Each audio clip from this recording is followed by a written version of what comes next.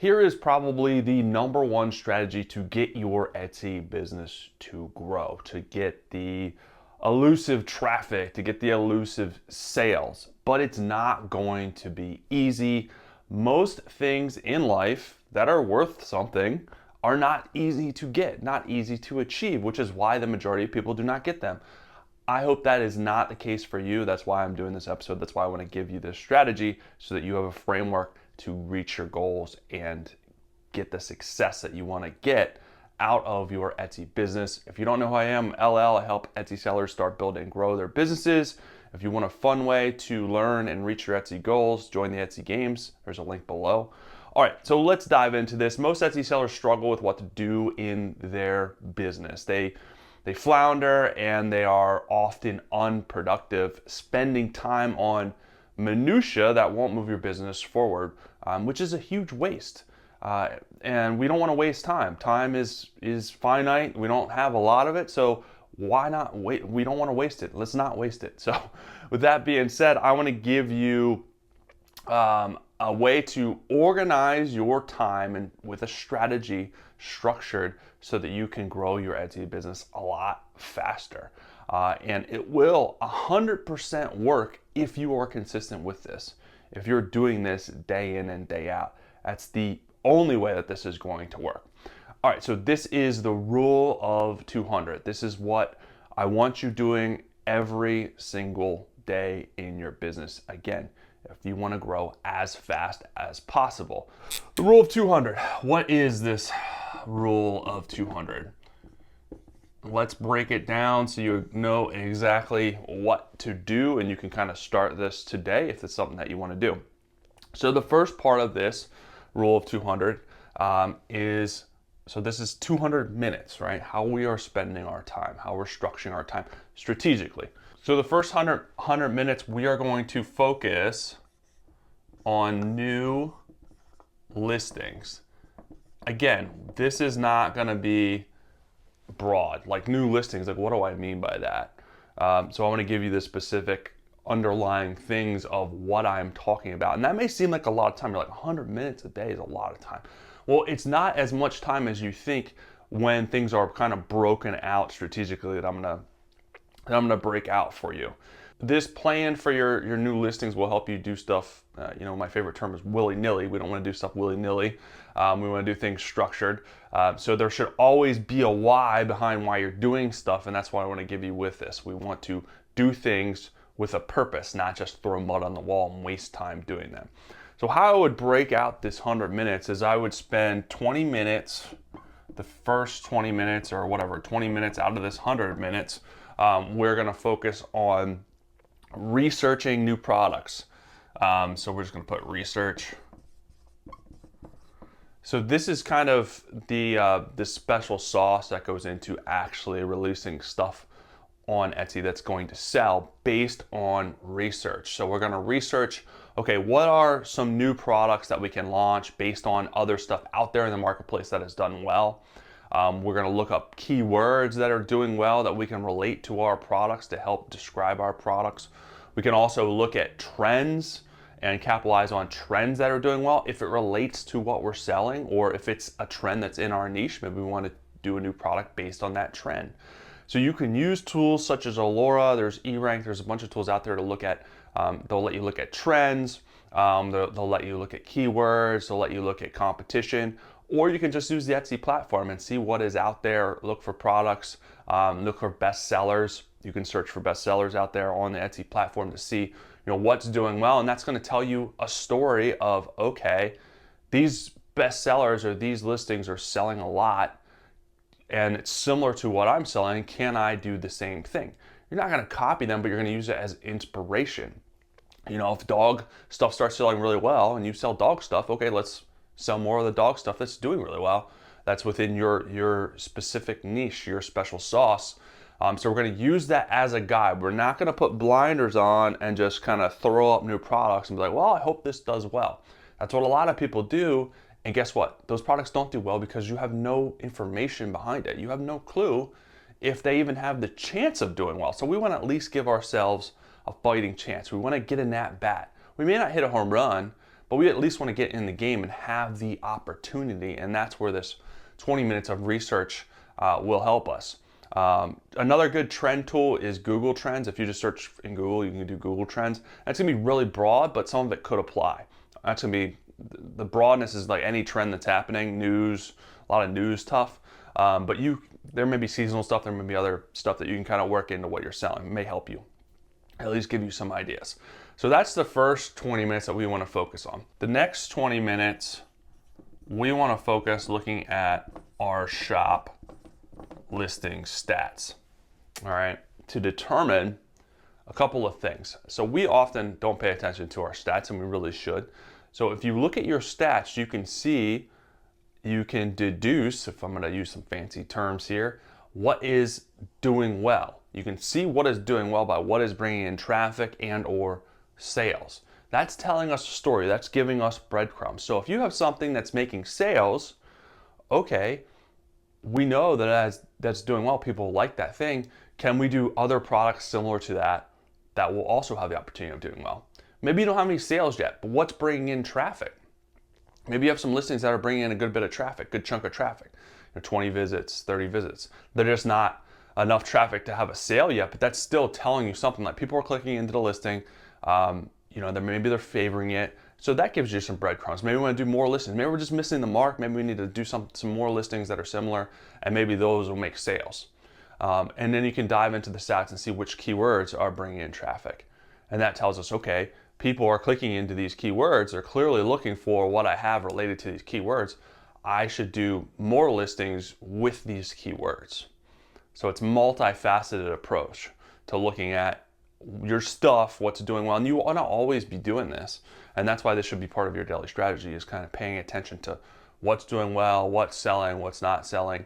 And you're going to be surprised, but it's going to give you kind of a strategy, a roadmap to follow. And then the last part of this, and the biggest chunk of this, is going to be focusing on your listings. So once we do the proper research, we are going to come up with listings that we want to put out to market. So that's the 60 minutes is the biggest chunk of time, because we have to take pictures. We may have to make the products. We got to take the time to set up our listings, add in the keywords. And we should be spending the majority of the time on this, because this is the most important. So we've done the research to get to this point. Don't half-ass this part, right? Take the extra time, take quality pictures, set up the listing appropriately. A lot of times I think we're so tired by the end of the process that we just want to throw stuff up there and be like, okay, I just want to check the box and get the listings up. Well, what you don't realize is because you didn't put your all into it, it's not going to do as well if you would have spent those extra couple of minutes setting up the listing, taking better pictures. So we want to put everything into it. We've put all this time and energy into the front end to get to this point. Finish strong. It's like running a marathon. You quit the last 50 yards and just stop. It's like, well, I ran the whole freaking marathon, and I'm going to stop at, was it marathon 26 miles? I'm going to stop at 25 and 3/4 miles and just walk away. No, finish the marathon. Finish what you're doing. All right. So put the extra time into completing your listings. So that is the first 100 minutes, right, that we want to focus on. Now, I want to move on to the next 100 minutes. All right, the next 100 minutes, what do we want to do? So we're going to break this out again. So we want to spend, out of this time, this 100 minutes, we want to spend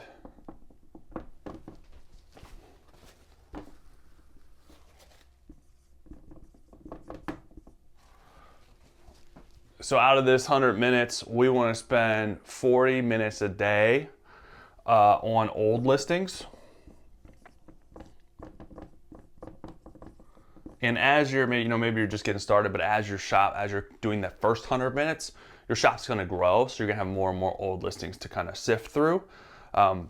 So at the beginning, you may not have as many, but 40 minutes, let's just say 40 minutes a day on your old listings. And we want to sort by lowest performing listings first, and see which listings the last 3 to 6 months aren't performing. Obviously, sales are one, they're not getting sales, but then look into the stats and see, are they getting any traffic? So filter by the lowest traffic. If they're not getting any visits, there's a problem with those listings. People, usually it's an SEO problem.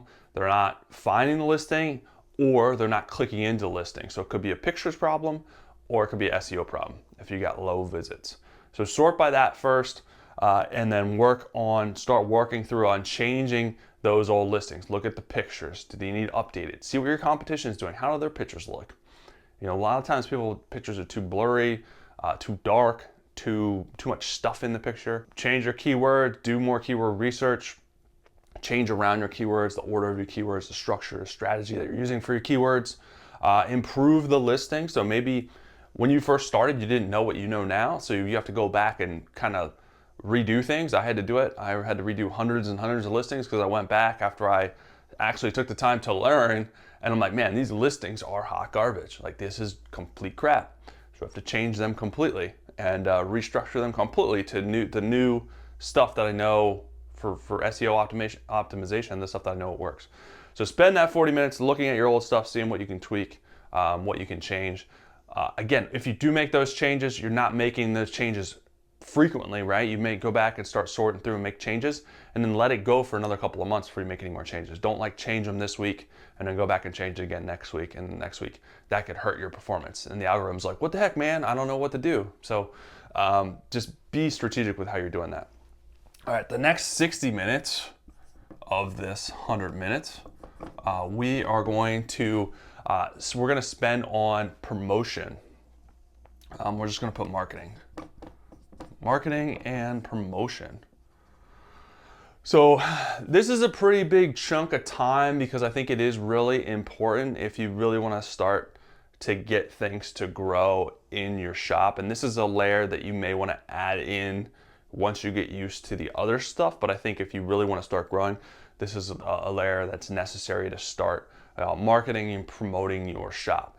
Now, this could be as simple as deciding which coupon codes that you want to offer, deciding which sales that you want to offer and run inside the Etsy platform, making sure you're letting people know of those sales, putting it in the announcement section, all that good stuff. But then taking it a step further is social media marketing, setting up a social media channel. You can just start with one, make it easy. Don't try to do them all. That'll be overwhelming. Start with one, get used to posting, marketing, letting people know your stuff. Other good ways to do this is email marketing, creating an email list. Really, really good, high converting. A lot of people are afraid of it, but it works really well.